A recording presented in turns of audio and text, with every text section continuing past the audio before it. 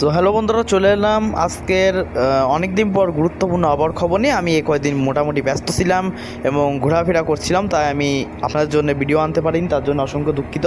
এবং আমি আবার আজ থেকে নিয়মিত ওয়েদার আপডেট দেওয়ার চেষ্টা করবো ইনশাল্লাহ। আপনারা অবশ্যই সঙ্গে থাকবেন, সাবস্ক্রাইব করে পাশে থাকবেন, পাশের বেল বাটনটি অল টাইম ক্লিক করে রাখবেন। তো আমরা উপগ্রহ চিত্রের মাধ্যমে সর্বপ্রথম দেখবো যে আজকের আবহাওয়ার চিত্রটা কেমন। তো বন্ধুরা, আমি একটা কথা বলি দিই, এপ্রিল মাসের প্রথম সপ্তাহে কিন্তু মৃদু থেকে মাঝারি ধরনের তাপপ্রবাহ হয়ে যেতে পারে বাংলাদেশের দক্ষিণ পশ্চিমাঞ্চল ও সাথে সাথে পশ্চিমবঙ্গের দক্ষিণবঙ্গে কিন্তু বিভিন্ন জায়গায় তাপপ্রবাহ সৃষ্টি হতে পারে। তারপরে কিন্তু ভয়ঙ্কর কালবৈশাখী হানা দিতে পারে। তো এবার একটু ব্যতিক্রম দেখছি এবছরটা, মানে ঝড় বৃষ্টির পরিমাণটা দেখাচ্ছে বেশি।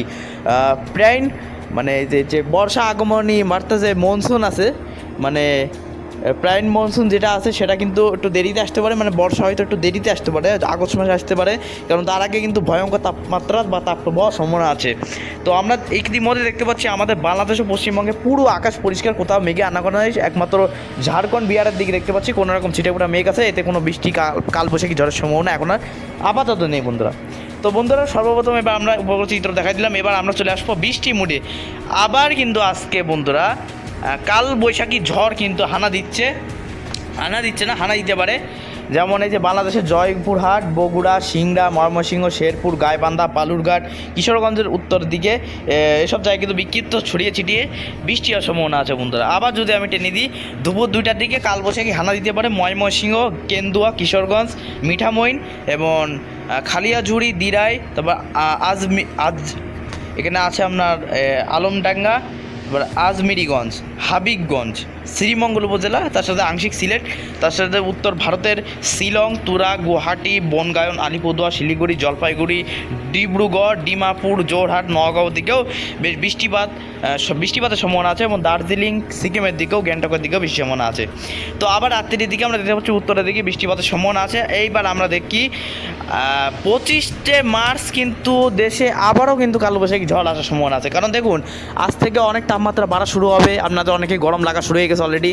কারণ 2 দিন মনে হচ্ছিলো আমরা জানুয়ারি মাসে পা দিছি, শীত পড়ে গেছিলো অনেকটাই, মানে স্বাভাবিকের থেকে নিচে চলে আসছিলো তাপমাত্রা।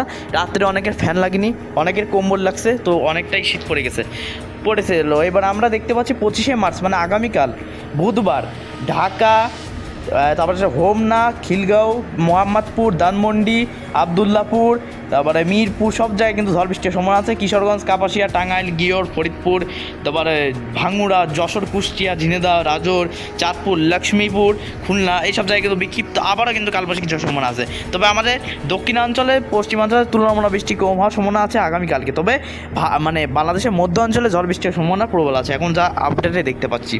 তো আমরা চলুন সরাই দিচ্ছি এবার আমরা 26শে মার্চ যাচ্ছি। 26শে মার্চে কোনো বৃষ্টির সম্ভাবনা নেই, তবে আবারও কিন্তু বঙ্গোপসাগরে আবারও কিন্তু অ্যান্টি সাইক্লোনে হানা অলরেডি দিয়ে দিয়েছে। এই অ্যান্টি সাইক্লোনটাই কিন্তু বাংলাদেশে বা পশ্চিমবঙ্গে বিভিন্ন অঞ্চলে তীব্র ভয়ঙ্কর কালবৈশাখী ঝড় এই পরবর্তী মানে পরের মাসে ঘটাতে পারে বা মে জুন মাসেও ঘটানোর সম্ভাবনা আছে। এখন আমরা কালবৈশাখী জানতাম যে মার্চ থেকে মের মধ্যে হয়, কিন্তু এখন আমরা বলতে পারবো যে ফেব্রুয়ারি থেকে জুন মাস পর্যন্ত এখন কালবৈশাখী সিজন।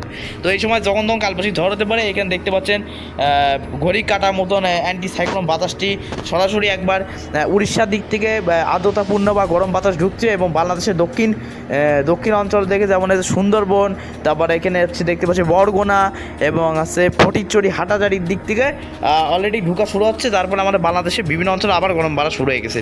তো বন্ধুরা, দেখতেই পেলে অ্যান্টি সাইক্লোন কিন্তু আরও পরবর্তীতে শক্তিশালী হওয়ার সম্ভাবনা আছে, মানে 27শে মার্চ শুক্রবার 27শে মার্চেও কিন্তু শক্তিশালী হওয়ার সম্ভাবনা আছে।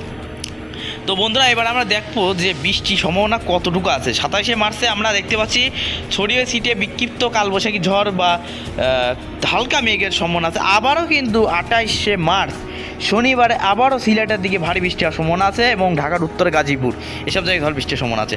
এবার দেখতে পাচ্ছি দেশ জুড়ে আবারও কিন্তু কালবৈশাখী ঝড় হতে পারে, যেমন এই যে বরিশাল, খুলনা, যশোর, কুষ্টিয়া, লোহাগাড়া, রাজোর, ফরিদপুর, ভাঙ্গা, টাঙ্গাইল, ভাঙ্গুড়া, সিংড়া, নগাঁও, বগুড়া, রাজশাহী, মেরপুর, চুয়াডাঙ্গা, এখানে আমরা দেখতে পাচ্ছি সাতক্ষীরা, ফিরোজপুর, পশ্চিমবঙ্গের কলকাতা, তারপরে হাওড়া, হুগলি, পূর্ব পশ্চিম মেদিনীপুর, হুগলি, চুঁচুড়া, তারপরে বর্ধমান, কৃষ্ণনগর, থেট্টো, বেরমপুর, সালার, মাল্লাপুর এসব জায়গায় কিন্তু বৃষ্টির সম্ভাবনা আছে।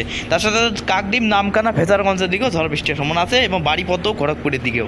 তো এই সরাসরি আমি লাইভে চিত্র মাধ্যমে দেখালাম। এবার আমরা দেখতে পাচ্ছি ভারতের আজিউল, মিজোরামের দিকেও বা শিলচরের দিকেও বৃষ্টি হওয়ার সম্ভাবনা আছে 28শে মার্চ।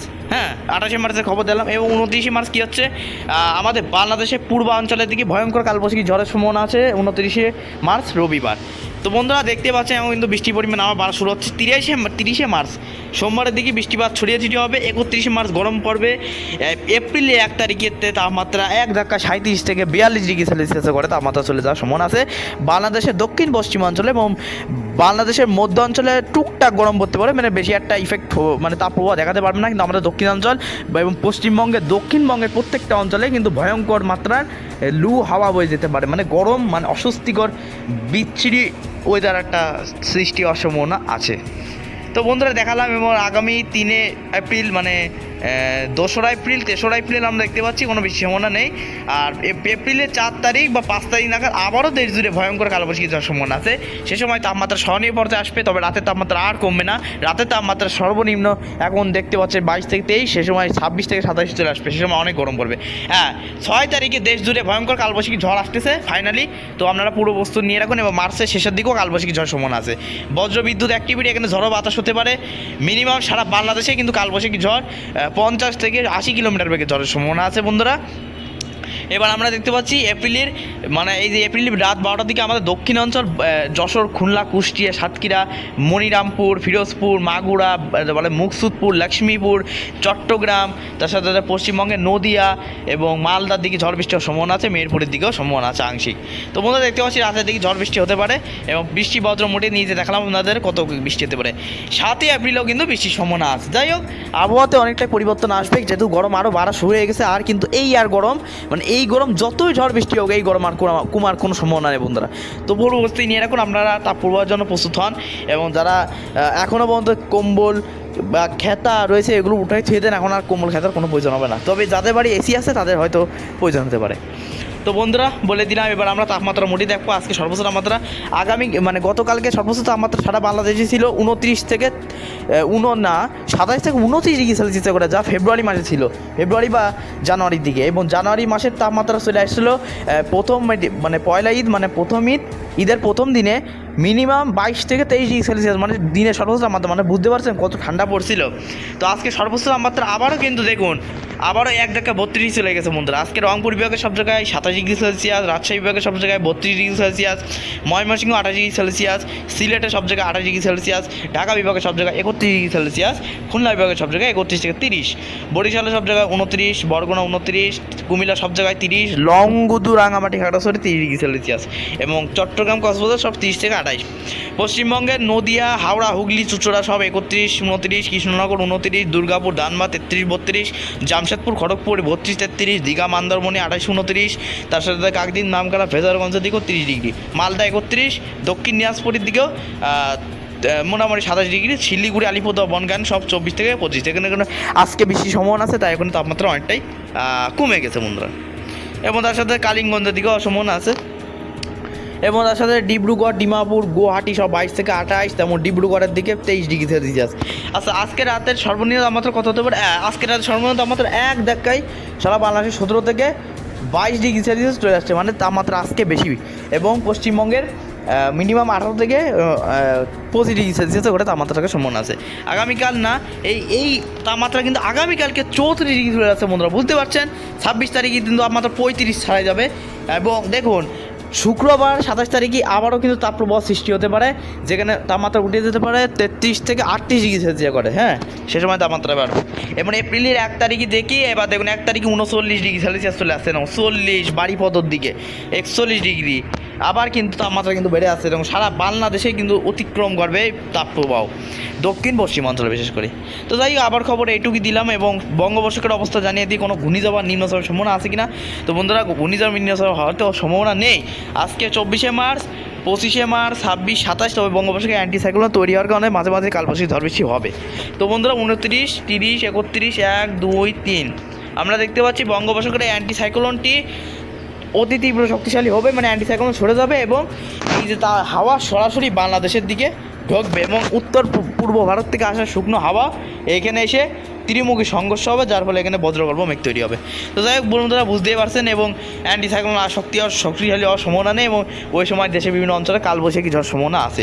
তো বন্ধুরা, আজকের এই আপডেটটা ভালো হলে অবশ্যই লাইক করবেন, কমেন্ট করবেন এবং আমার চ্যানেলটা সাবস্ক্রাইব করে পাশে থাকবেন। আসি, আবার দেখা হবে।